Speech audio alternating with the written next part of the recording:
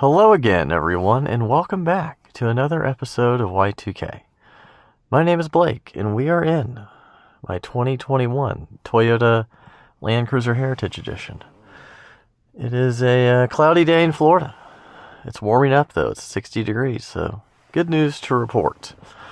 And today we're going to talk about why I daily drive a Landcruiser. So let's go ahead and fire it up. It's very quiet, so you're not going to hear much besides some dinging. Still got an old-fashioned handbrake and an actual shifter. Just a few things that I like about this car. I don't think we need to press this, but we'll do it anyways. So yeah, this is my daily driver. We'll make it back onto these neighborhood roads. We'll waft over these bumps because that's what Landcruisers do. And then we'll get onto the highway for a little bit. You know the route already if you've watched this a few times by now. So, over some speed bumps. Pleasantly done. And let's talk about the Landcruiser. So, a story about Landcruisers in general and why I like them. I had a cool uncle. And I'm happy to say that I'm actually now the cool uncle of my niece and nephew. So it's a full circle moment. But when I was about 6 years old or 7, I had a cool uncle. And he had a 930 turbo. And he also had a 94 Landcruiser. It was white with tan interior. I rode in it a few times. Me and my cousins all played travel soccer together. And he brought me out to scrimmage with their team a couple times. And it was a lot of fond memories in the back of that Landcruiser, or maybe in the front. I can't remember if I sat in the front or the back, but I think it was probably the back. But he always picked cool cars. And, the 930, I still love those to this day. And the Landcruisers, I love those to this day because of him. He just had a knack for cool cars. He was an attorney and had done fairly well in life, and he enjoyed vehicles. So, and he would keep them for a very, very long time. And I actually got to drive his 930 for my 18th birthday, which was pretty cool. And but I know he kept the 930 in the Landcruiser for a very, very long time. And I just always thought that the Landcruisers looked cool, and so he had an impact on my vehicle choices as I got older. So obviously, I've got, 6 cars that are over 10 years old to all the way to about 40, about almost 40 years old. So I have to have a car that's reliable, but also that is cool. So I had trucks for a while for a business. So I had diesel trucks, I had the GMCs, I had the Fords, I had single wheel, I had dualies, and they were all nice. I think the Ford was the best. Do not shoot me in the comments for saying that, but personally the Ford for me was my favorite. But then I didn't need to tow anymore, and I was looking for a car that could, be kind of truck-like and do the things I would like to do, light towing, have a big cargo area, but it was also luxurious and reliable. So I had a 4Runner for a little bit that I bought my wife, and I just kind of drove that after I sold my truck, and we shared it. She has an X5M, so the 4Runner was just kind of an in-between thing, and I really enjoyed the 4Runner. Then we sent that out to a second kind of little house we have in the west in the mountains, and I needed a car. So the Landcruiser, well, I got a phone call coming in. So the Landcruiser seemed like the next logical choice, but I did a lot of debating about what I was going to get. I looked at Defenders, but I rolled those out because I wanted to drive this across the country to our other place when we first bought it, just for fun. And so that was, there's not many dealerships across the country. We're going to be in some remote areas, so that was not going to work for us.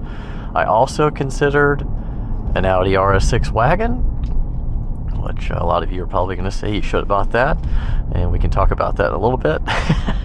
But I looked at that. My wife is the X5 girl, so we don't need two X5s, although I think for me the M50i would be the one I would choose because it's got a better ride, and I think it actually sounds better, and it's almost as fast. I don't need anything crazy fast every day. I've got other fast cars to pick from. And this is actually not too shabby. 380 horsepower. It's 6.5 seconds to 60. It's fast enough. So yeah, those were kind of like a RS6, some kind of wagon. I also heavily considered a Taycan Cross Turismo, which is the EV hatchback Taycan. But for road trips, once again, that's not going to work. Around town, it would have been great, but then we would have been taking my wife's X5 on the road trips, and it's older, so I didn't want to do that. I just wanted her to keep that to run around town in. We've had it a long time, and it runs great, so there's no need to get rid of that. So that's what kind of led me to the Landcruiser. I've seen older guys, older gentlemen that have bought a Landcruiser, such as my uncle, and they've kept them for a long time, and it's kind of cool to see, the older guy in the Landcruiser. So that's kind of what I would like to be, is the older guy in a Landcruiser, kept it for 30 years, and one day when I sell it on Bring a Trailer, it'll be highly regarded as the one of 2,400 heritage editions that were made. I also just think this looks a lot better with the gold wheels. I'm a sucker for that, and I do like the running board delete and the chrome cladding delete, and it's got some orange stitching, which is kind of cool. It has a roof basket, which is pointless because on the interstate all it does is hum around, and we ditched that once we got to our house, and it's never been on the car since. And also, you can't really fit in a lot of garages with the roof rack, but it did look cool, and that's honestly one of the reasons I did like it at first, but that is no longer with us. But yeah, I've always wanted to be the old guy in the Landcruiser, and it's a very conservative car. It will last a long time. They are not cheap. Brand new, these were, 80 or 90 grand, and they actually went well over 100 grand for a little bit during the pandemic, and then now they're back down to maybe 85 to 95, depending on mileage, etc., for a heritage. So they're definitely not 4Runner pricing. They're double a 4Runner. You could argue that a 4Runner is a much better value, and it probably is, but I wanted something that would last a very long time, that's timeless, and it's the last. These are V8s, they're 5.7. These are actually made in Japan as well, which is a big thing for me, just like the 4Runner that we have. They're not made in America like the Tundras and other trucks, etc., that they make over here. And it's the last of the last. It's the last V8 Landcruiser they will make. According to Toyota, there is a 300 series now. This is a 200. There's a 300 rest of world car with a twin-turbo V6, which is essentially the Lexus LX600 here in America. And they did just launch basically a Prado Landcruiser, which is a smaller Landcruiser with a 4-cylinder turbo. And there is the GX550, which is the same kind of chassis with a twin-turbo V6, not the 4-cylinder hybrid like the Landcruiser has. And I have actually ordered one of those, and I'm not quite sure what's going to happen. If I'm going to trade this for the GX550, or maybe if it's worth more than I paid for it, maybe I'll just sell it, because I'm not sure if I can trade this for the GX550. As cool as it is, I think it's going to have to go through a little bit of a process. It's going to be a first-year car, so I don't think I could replace it with this with a GX550. Like I said, we do drive across the country at least once a year. We've done it twice now, and I want that reliability. So who knows, maybe my wife will get it. I don't know. I haven't really decided. I just ordered it, and that's that. I also ordered a Cybertruck, which I thought maybe I would get an early one, and that hasn't shown up yet either. And honestly, I might just sell that too, because I think this is kind of it's hard to beat a Landcruiser. The things I like, I want to talk about that, and the things I dislike, and there are some dislikes. So what I like about it, everything's very heavy. Even the steering's heavy. It's full-time, 4-wheel drive. It's very heavy steering. It only has a center differential lock, which I know a lot of people say, a real Landcruiser should have the triple lock, or at least a rear diff lock. I don't use it for that. It's more than capable enough for what I do. But it's got heavy steering, heavy doors, the shifter, all that. It just feels so nice. all these buttons are plastic, but they feel like this volume button is so smooth that it feels like it's got like all the WD-40 in the world on it. So you can tell that everything is just solid. The seats are really comfortable. It's got really thick glass.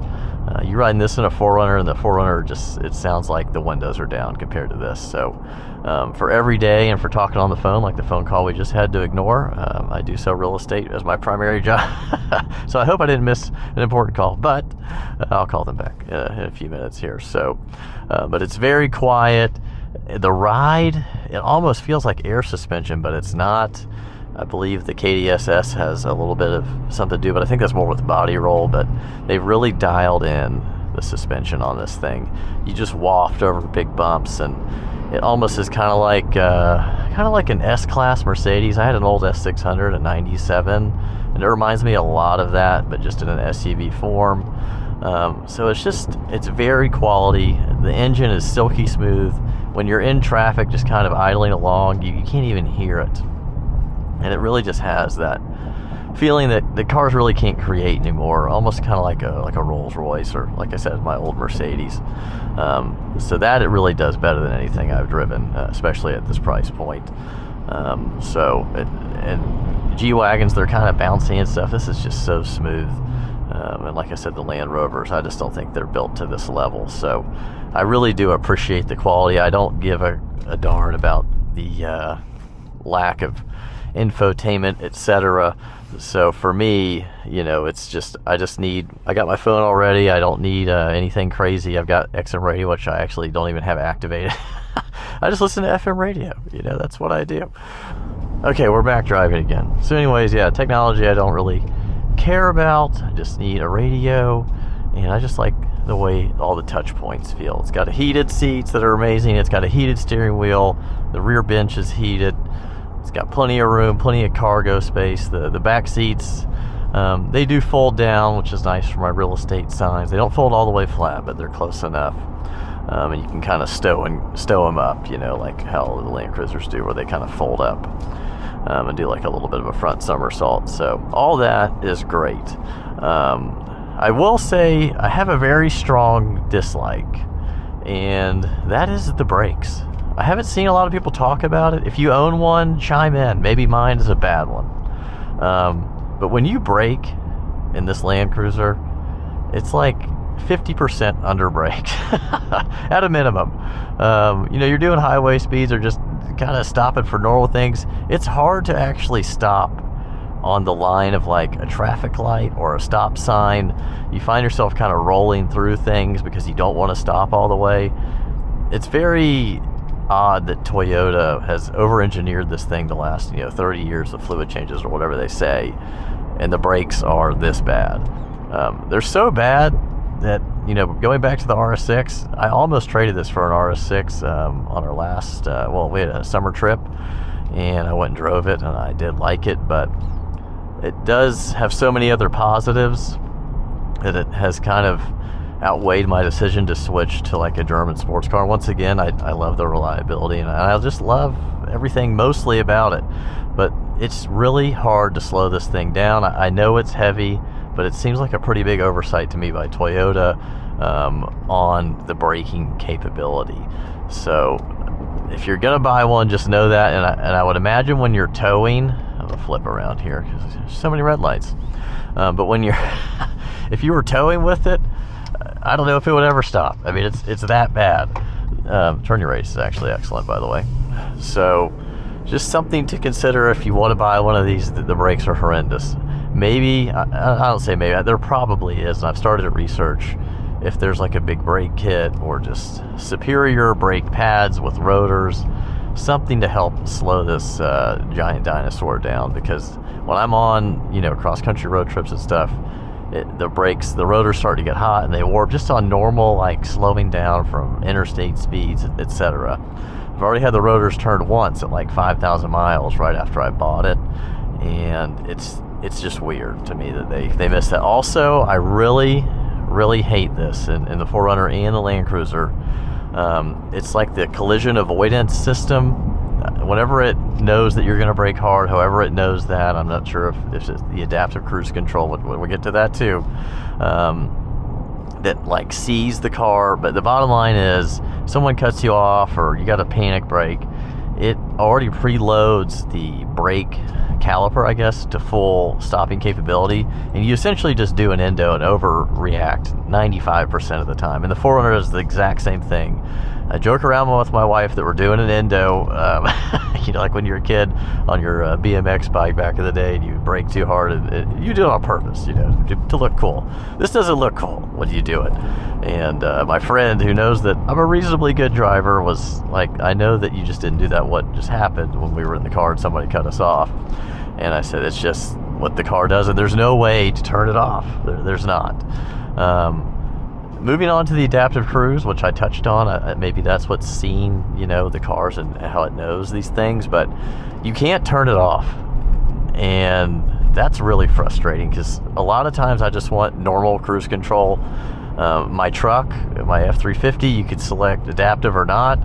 When you're towing, you really don't want adaptive on, because it just can't deal with the increased braking distance, etc. So and then it's a big lag, you know, when you're towing, it has to get back on the power. There's already a lag compared to a human anyways when it stops and resumes, and when you're towing, it was just that much worse. So things to know: the brakes are horrible, the adaptive cruise is bad, and the collision avoidance braking is really bad and overreacts. So those are my 3 big gripes with it. Other than that, I love it, and I love it so much that I'm willing to kind of figure out this brake issue.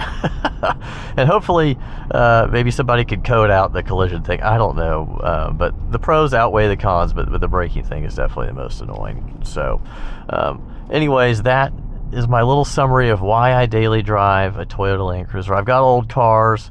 I wanted to be the cool uncle that my uncle was, and be the older guy 30 years from now that drove a Landcruiser and kept it forever, and you know, maybe passed it on to somebody, or just sold it on Bring a Trailer one day, and people could say, oh, I remember when that came out, or whatever. So but I really have enjoyed the car, and now we're at a red light, so that's a good time to say I hope you enjoyed watching. And now it's going green, but I hope you enjoyed watching the video today, and I'll do another video next week, maybe about the van that I have. I have a little Japanese van. Maybe we'll talk about that next week. But hope you enjoyed tuning in. Like, share, subscribe, all the things that they want you to do if you did enjoy it.